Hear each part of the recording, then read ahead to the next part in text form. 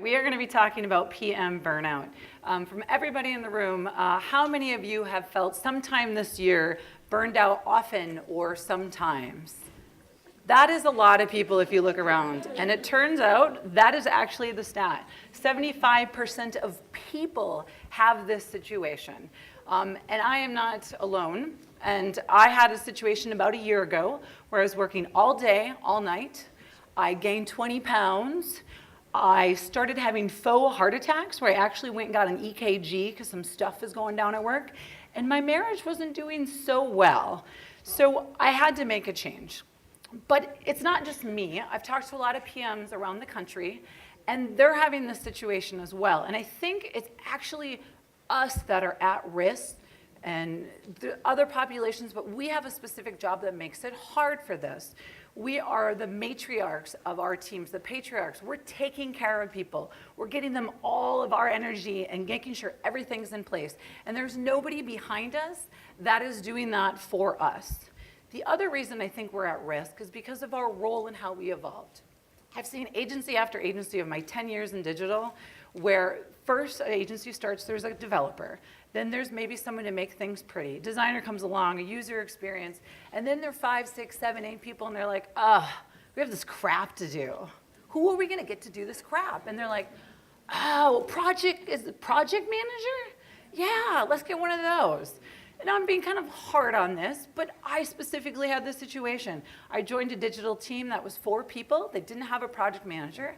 And what they did is 2 people sat down and they wrote all the crap they hate about their job, and that became my job description. And it's true, which made it really kind of hard to start out. But so we are at risk. Well, what does it even look like, right? You can probably tell. You're exhausted, you're starting to alienate yourself, and you might have reduced performance. So you might be getting sick often and probably going to work when you're sick. Poor memory, bad sleep, you're isolating yourself from your coworkers, from your friends at home, and you're starting to miss deadlines. Ever get that feeling where like, oh, today I'm just gonna do the easy stuff because I don't have the brain capacity to solve hard problems? That's kind of a warning sign, right? So how are we gonna fix this? Well, let's blame someone. I like to blame people first. It's easier that way without looking within. So we have a couple people we can blame before we look at ourselves. The industry. Do you know that the average person in the tech industry works 60 hours a week? 60 hours. Now I'm sure Google and Facebook are throwing this off a bit, but even if it was 50, that's 10 days a week. 10 hours a day for a week. Now, I'm pretty sure, having a dual working family where both parents work, working these kind of hours and trying to raise kids, that's hard stuff, people. And then nobody's calling us on the rotary phone. Like my dad was the CPA, when they called him when something was serious during tax season, to dial the number, right? But we have access all day long. We got Slack, we've got social media, we got our cell phones. Everybody can contact us. I love those emails from clients at 10 a.m. or 10 p.m. Like, right? That and those Slack messages, hey, can you just do this tomorrow? Oh, I'm right on it. Also, in our industry, we have to learn our own time. My dad used to go to conferences for a CPA, and then that's how they learned. We have to do this on our own. You're lucky for all the people here where your company sent you, that somebody invested in this. That's kind of a big deal. Otherwise, we need to read blogs and podcasts and actually try to seek out project management material, which is hard to find. So industry, it kind of sucks in that aspect for causing burnout. What about the workplace? That's an easy one to point at, right? The role value, like I said before, valuing who we are as project managers. I see it all the time. How much are the developers paid and how much are the project managers paid? Kind of an imbalance a little bit. Also, when you're hiring, I used to have a role where I hired a lot. We talk all the time about maybe we should get a headhunter to find the best developer. When it comes time to hire a PM, oh, well, we can do it later. They're easy to find. We can get all those. No, yes, there's easy to find lots of developers and project managers, but good ones, they're hard to find good people. But the agencies don't value that role as much. And also, we're not getting the support because people don't know how to do that. Okay, so we can change industries. We can change where we work. But we got to change ourselves. That's really what it comes down to. So first of all, if you have some bad habits, and I've got some from like 18 years, it's hard to change that, right? Or maybe you're new to the role. I've talked to lots of people here in the last 2 days that are new to this role, just starting out. So how are you supposed to know where the boundaries and the limits are and how to make sure that you don't start burning out? Also, lack of confidence. Maybe you switch from another industry. I moved over from the television industry. That was a big jump for me for a while. I heard someone talk about social media, or maybe a developer is turning project manager. So you might not have confidence, and then allow yourself to be put into a situation that doesn't work. Or you're just made that way. Like I'm made that way. I don't know if anybody else is. I'm 100% German. So my flaws in that problem is that I'm a perfectionist, and I also have really, really, really pasty white legs. I am wearing jeans today to spare you, because you would never be able to see me if I wasn't. But it's just part of who I am. So it makes this challenge extra hard to change. But it has to be us. And people tell us all the time. Does people ever tell you, like, oh, go home, stop working, you can do this tomorrow, take it off? What happens when your client tells you that?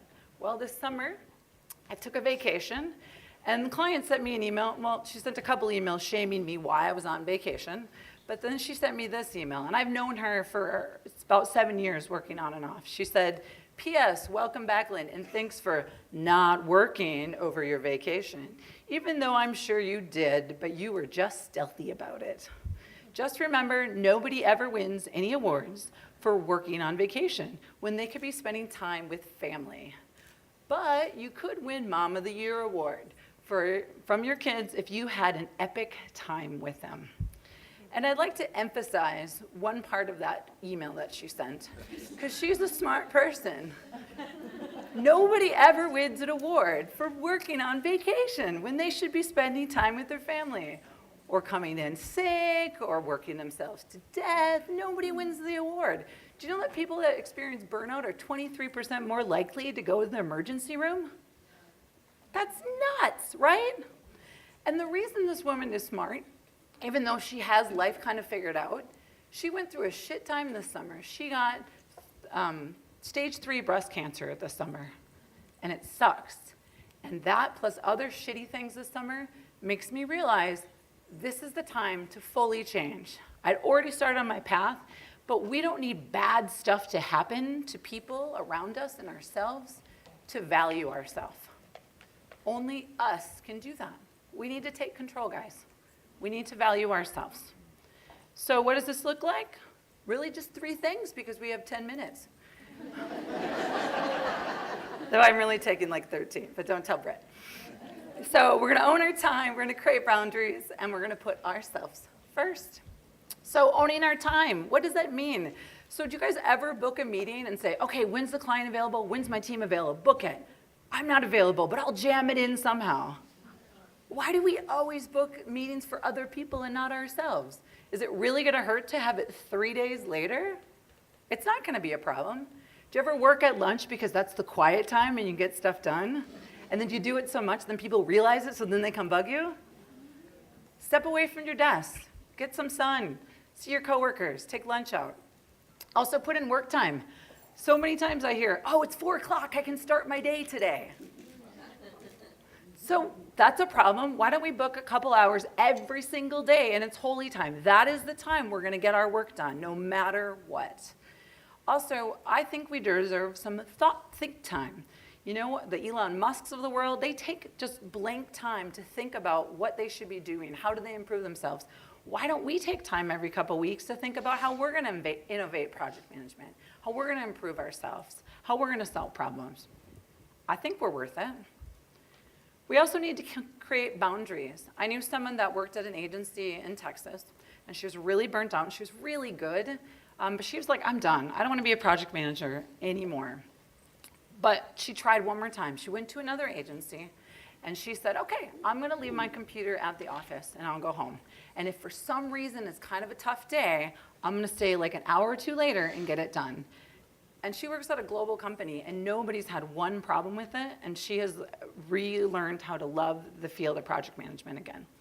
But if you can't do that, consider what your digital Sabbath is. What days or time windows or something do you take a break and get unplugged and not have anybody bug you?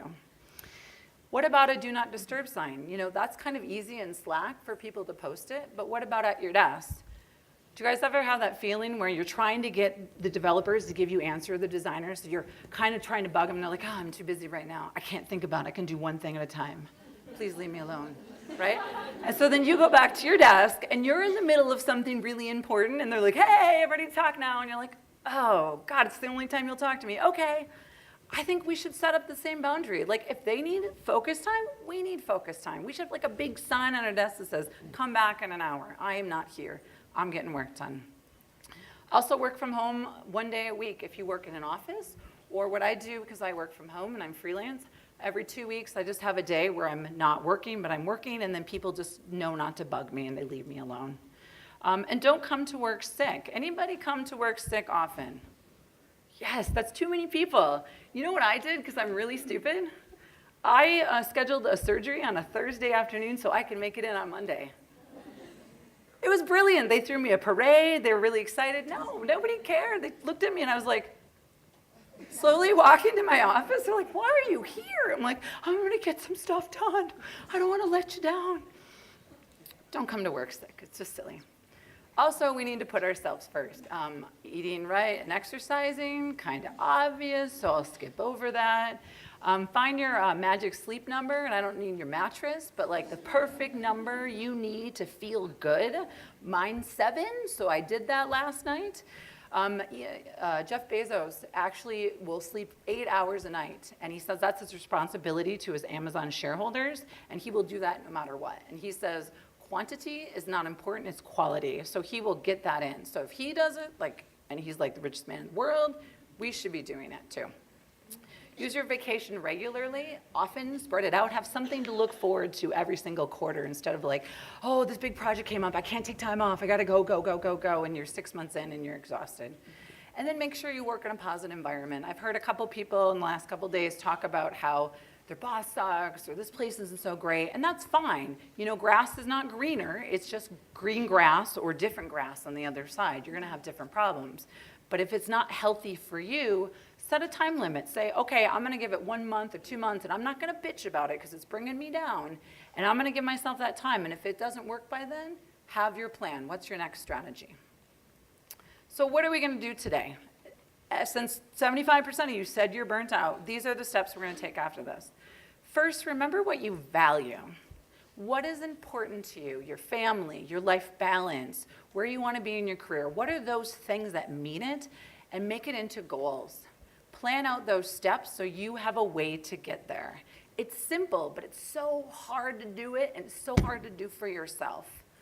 Communicate those changes to all the people around you, your family, your friends. Tell them how it's going to be different. And then make sure someone in those spaces are your accountability partner. We talked a little bit about that yesterday, having a stranger help us, but make sure someone's saying, hey, you didn't go to lunch, or you're doing that thing, knock it off, go. So make sure they're there. And then if it's not working for you, say goodbye. You might just have to change it, and it's not because the place you work sucks. It just might mean you need a shakeup, and it has to change that way for you to make a difference. So how am I doing? Well, I'd like to tell you that I was super, super brave, and I just said, okay, I'm gonna take off, and I'm not gonna be in this environment anymore, and I'm gonna change. But I got laid off. I was part of a round of layoffs, and you know what? It was the best thing for me because it shook me to the core. And I, instead of getting a job, I got job interviews the next week. I said, you know what? I don't want to do that. I want to take the time. I want to figure out who I'm going to be when I'm going to grow up. And I spaced that out. I also did what any normal American does, and I did a 10-day smoothie diet. Because, as my husband would tell you, I eat like a child off the children's menu. So we did that, and then I did what anyone on the internet would do, and I bought a book from Facebook to exercise. And it worked, but I didn't look this cool doing it. And finally, I bought a big-ass unicorn. It's 17 feet long, 9.5 tall, people. It's really awesome. It was the best thing ever. Thank you. So I'm choosing now just to work with people that are positive, and I can test them out. And if it's not working, I can change it up. I also started a conference in Minneapolis for DPMs, and that I wanted to do for myself for like 5 years and for the community, but I never had time, and I always had all these excuses. So I made sure I was doing that. And then I'm just trying to enjoy my time a little more. I'm trying to remember what it's like to have fun and see humans and stuff like that. So going to Disney next month and went to T-Swift last week, which is awesome, by the way. So I'm doing those kind of things. So if you're not ready to do the full plan, let's do something today together. Let's start with one goal. So get out your phones and think about what you want to tweet about. We're going to do one thing for yourself. We're going to say it out loud on the internet, and then we're going to hold each other accountable for this. So what's something you can do today to make a difference so that you either stop going towards the burnout or pull yourself out slowly? So use the hashtag the conference, DPM 2018, and then hashtag stop PM burnout. Thank you.